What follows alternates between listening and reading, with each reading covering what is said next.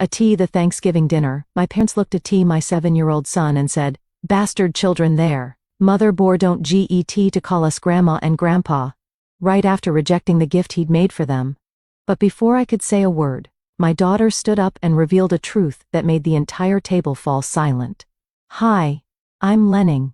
At my parents' Thanksgiving dinner last year, the table was pure Norman Rockwell, 20-pound turkey. Cranberry sauce, still shaped like the canned marshmallow sweet potatoes glowing under the chandelier. Everyone's smiling like we were in a commercial. My 7-year-old son Rhett walked up, holding the little handmade card he'd worked on for days, glitter crooked letters, tiny hand-drawn turkeys everywhere. He held it out with both hands, eyes shining, waiting for the same applause his cousin always gets. My dad took it, glanced once, and let it drop straight to the floor like it was nothing. Then he looked my little boy dead in the eye and said loud and clear, so no one at that table could pretend they didn't hear, "Children who don't even know who their real father is don't get to call me grandpa." The room stopped breathing. Forks froze mid-air. Someone's wine glass tipped and rolled red across the white cloth.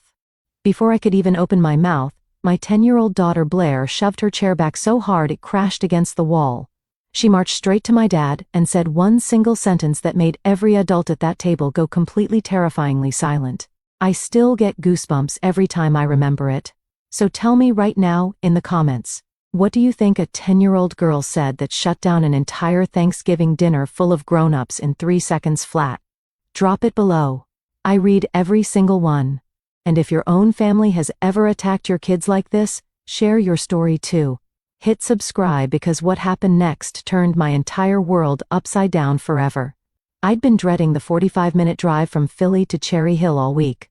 The Walt Whitman Bridge always feels like a threshold between my life and the one I left behind. Rain slicked the road that afternoon, wipers slapping rhythmically, blurring the Delaware River below.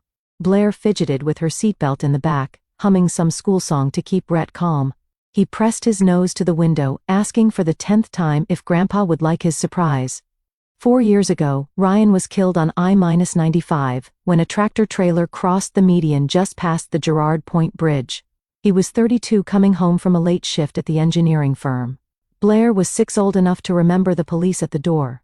Rhett was 3, too young to understand why Daddy never came back from work. The life insurance payout landed at $2,940,000 after taxes. I stashed it in high-yield savings and a brokerage account, planning for college funds and a house without ghosts. I never breathed a word of the exact figure to anyone. My parents found out anyway. Mom cornered me at the repast dinner 3 days after the funeral while casseroles cooled on the counter and relatives milled in the living room. Her eyes were already calculating, voice soft but insistent. "Ryan always took care of everybody, didn't he? I'm sure he made sure the whole family would be okay now too." Lauren stood behind her arms crossed, nodding like the matter was already settled. Like Ryan's death was just another family expense to divvy up. Within days the requests began. First it was help with the funeral flowers we paid for up front. Then the roof needed replacing after a storm. Then Monica's transmission blew on her way to a job interview. Then Ren needed just a little boost for private school tuition at that fancy academy in Voorhees. Every time I hesitated, Sheila would pull out the tears, quoting scripture about honoring your father, and Mother reminding me that Ryan would have wanted his money to stay in the family to keep us all together. I started saying no in public, loudly, clearly. At Easter brunch, I told them flat out, the money is for the kids' future, not handouts. They called me selfish, to cousins over backyard barbecues, to neighbors at block parties, to the pastor after Sunday service. They told anyone who would listen that I'd received millions from Ryan's policy and slammed the door on my own blood, that I'd turned cold overnight, that grief had made me greedy. What they never knew was that I never actually stopped paying.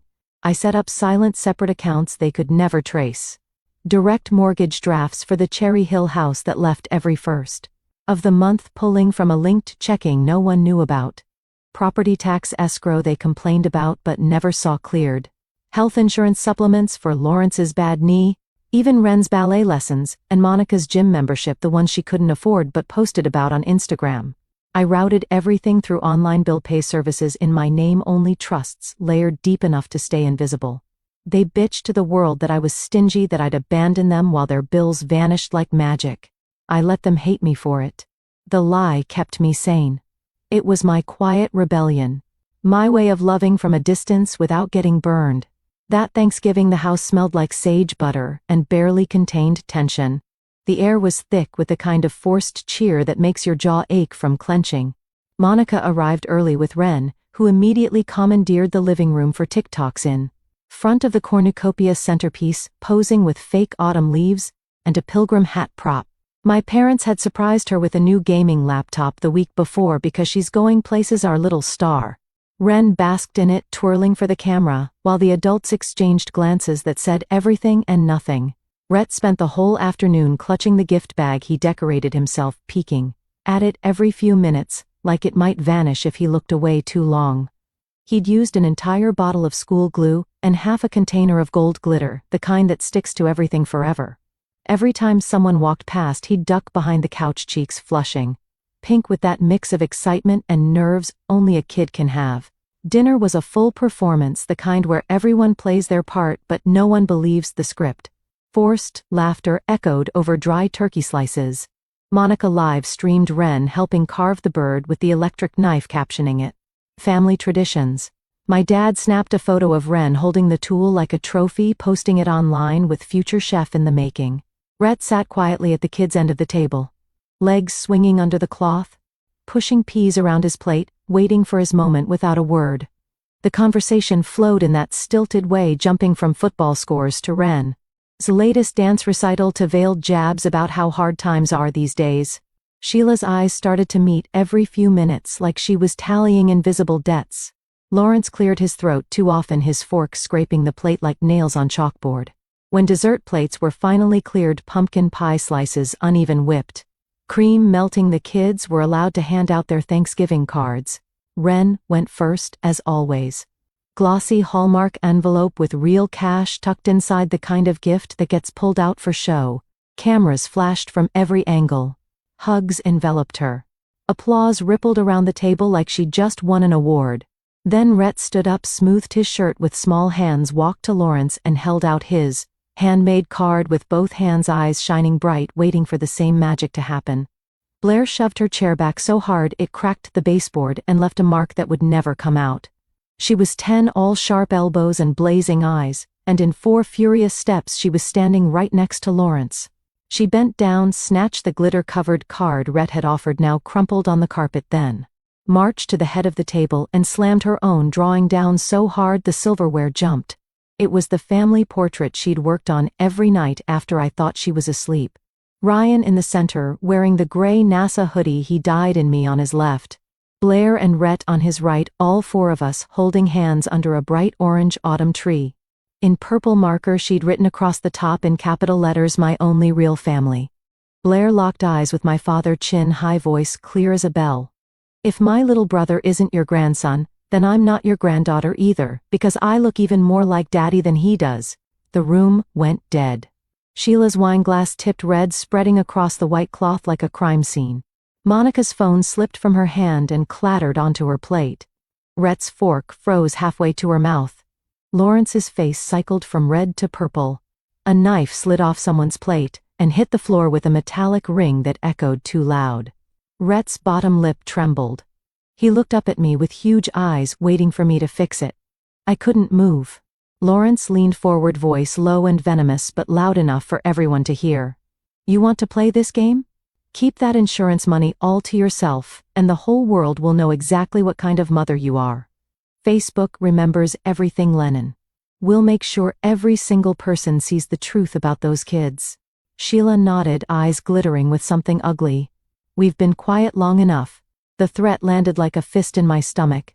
Something inside me snapped clean in two. I stood up so fast my chair tipped backward. I scooped Rhett into my arms, he was shaking like a leaf, and grabbed Blair's hand. "We're leaving." I didn't wait for apologies that weren't coming. I didn't look at anyone. I walked straight through the living room, past the twinkling cornucopia, past the gallery wall where Rent school portraits took center stage and my own children were barely edges. Behind me I heard nothing but stunned silence. Then the soft scrape of 2 more chairs. No one from that table followed us out. No one called my name.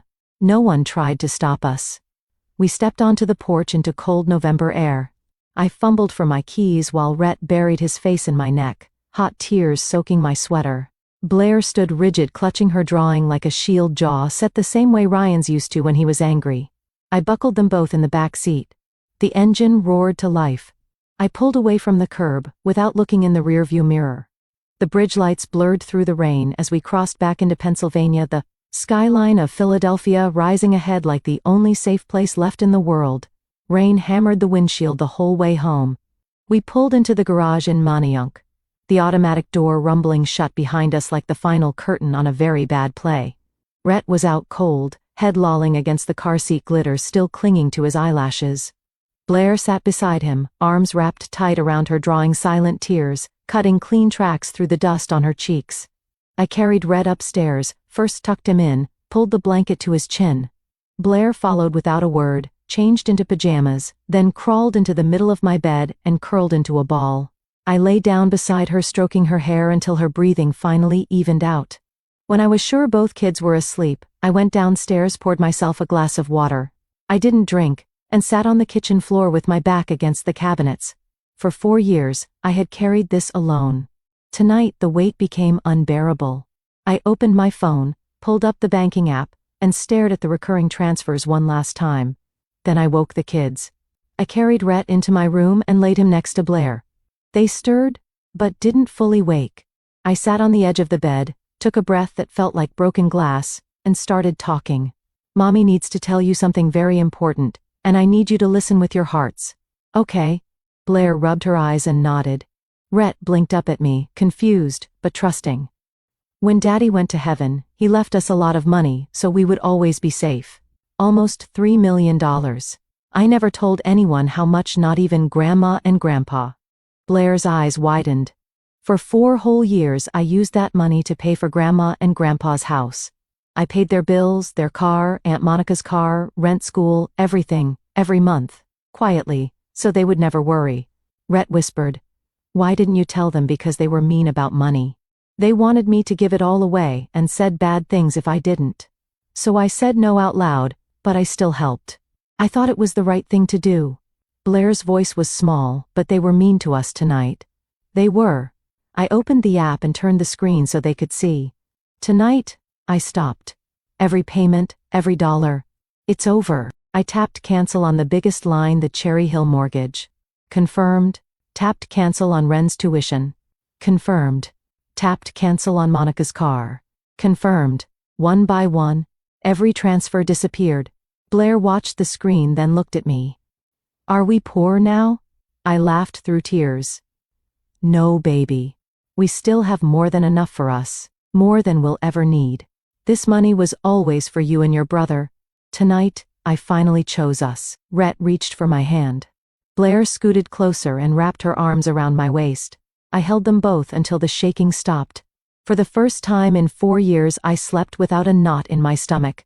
My phone started exploding before I'd even taken off my coat.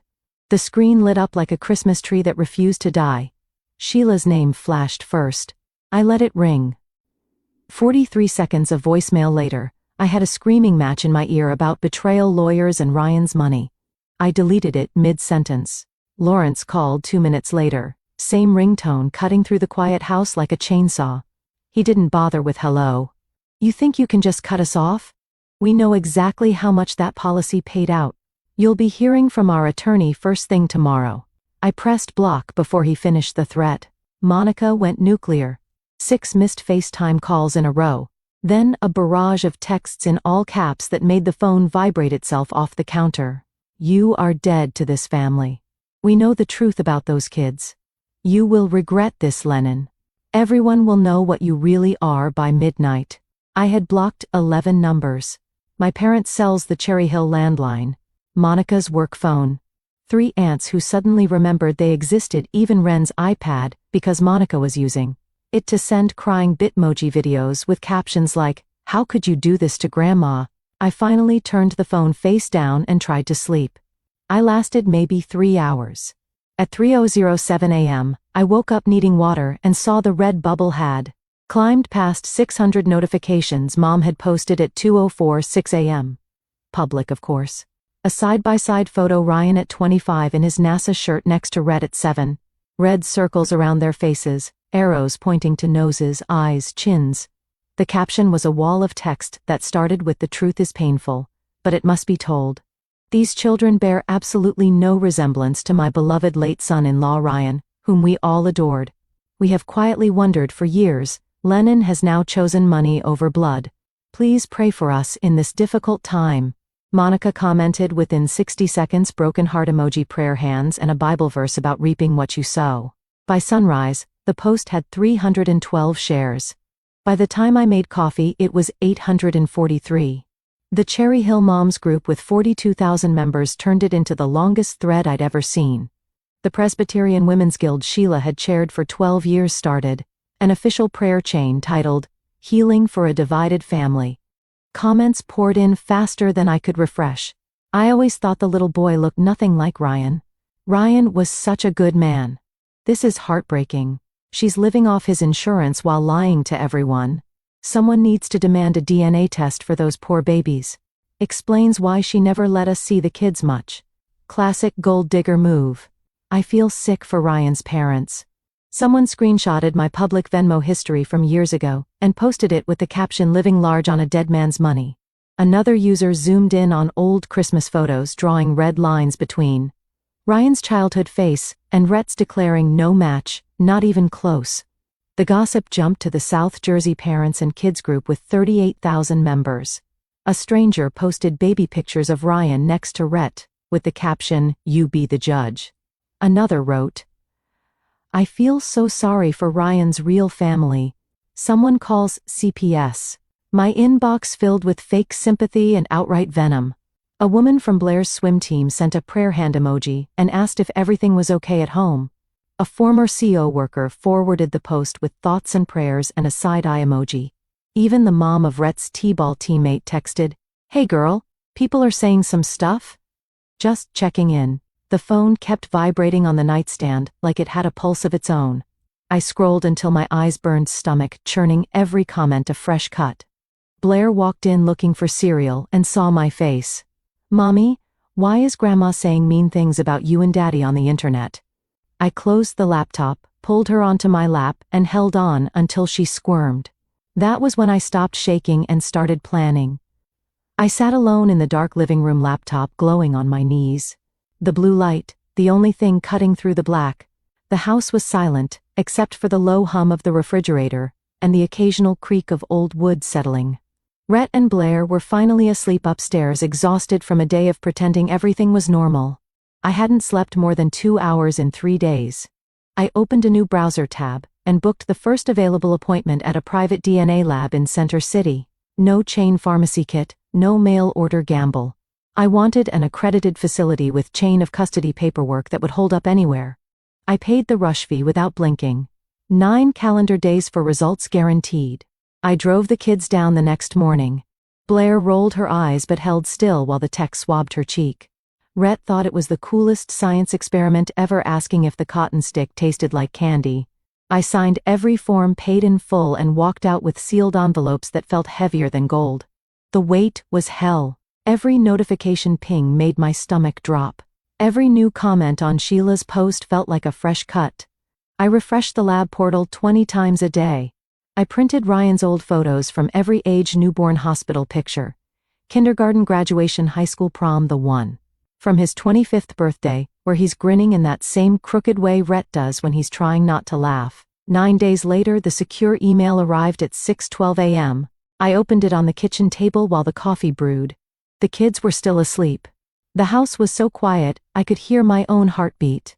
Probability of paternity. Ryan Matthew Carter to Blair Elizabeth Carter. 99.99% probability of paternity. Ryan Matthew Carter to Rhett Matthew Carter. 99.99%. The reports were 23 pages, each stamped, signed, notarized, impossible to argue with. I attached the full PDFs, redacted only the lab case numbers for privacy.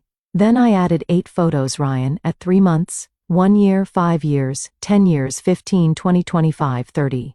Every single one a mirror of my children at the same age, same cowlick, same dimples, same hazel eyes that changed color in different light.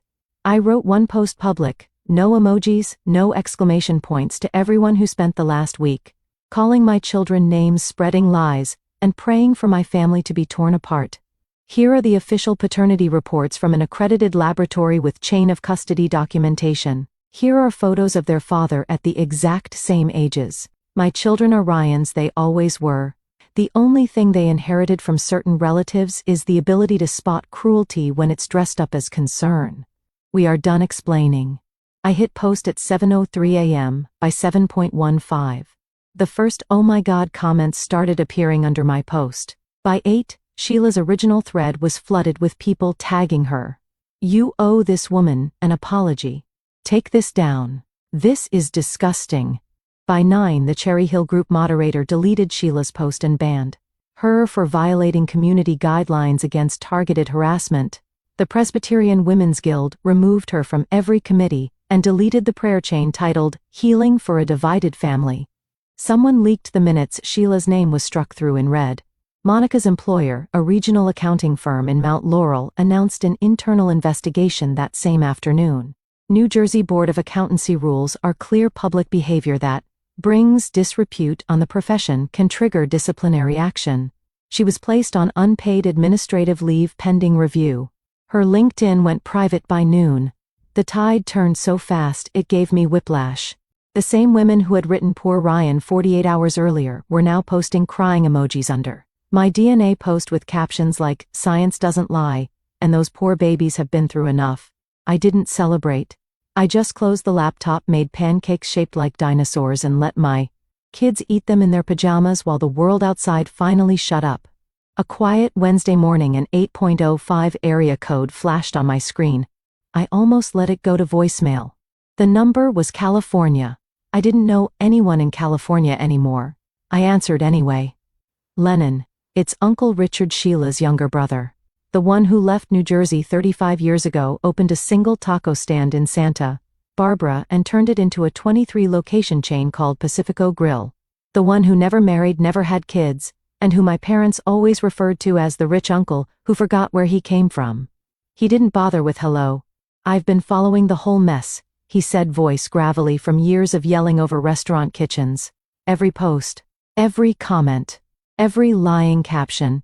I'm done watching my sister destroy the only pieces of Ryan left on this earth. I stayed silent. I flew to my estate attorney in Montecito on Monday, sat in his office for 4 hours, signed a brand new will and trust yesterday morning in front of 2 notaries and a junior partner. Everything is airtight. He paused like he wanted the weight to land. My net worth is $24 million liquid after taxes and debts. No spouse, no children. Everyone always assumed it would go to Sheila and Lawrence when I'm gone. Not 1 penny anymore. My breath caught. The new sole beneficiaries are you, Blair and Rhett. If I drop dead tomorrow, the money goes into an irrevocable trust with you as trustee. The restaurants, the real estate, the investment accounts, all of it. I gripped the phone tighter. There's more. I already wired $3 million this morning into 2 separate $529 college savings plans, $1.5 million each for Blair and Rhett. California law lets me fund 529 seconds for anyone I choose. The money is theirs today. Growing tax-free for tuition, books, room and board, whatever they need from now until grad school. He sent screenshots while we were still on the line. The trust documents notarized, dated yesterday. The 529 confirmation emails showing exactly $1,500,000 in each child's name. Then he sent one final image to the family group chat that still existed like a ghost. The one with Sheila, Lawrence, Monica, a dozen cousins, and now me. It was a single page from the new will, Article 5, Disinheritance. I intentionally make no provision for my sister, Sheila Marie Carter, her husband, Lawrence Carter, or their daughter, Monica Carter, for reasons personally known to them. Underneath, Richard had typed, "This is what happens when you try to erase my great-niece and great-nephew for money. Happy Thanksgiving, sis." The chat detonated. Sheila sent 23 voice notes in a row, screaming, crying, calling him Judas. Lawrence typed in all caps about lawsuits and undue influence. Monica threatened to contest the will, claiming Richard was mentally incompetent. 3 cousins left the chat immediately. 2 more sent private messages asking if they were still in the will. Richard stayed on the line with me.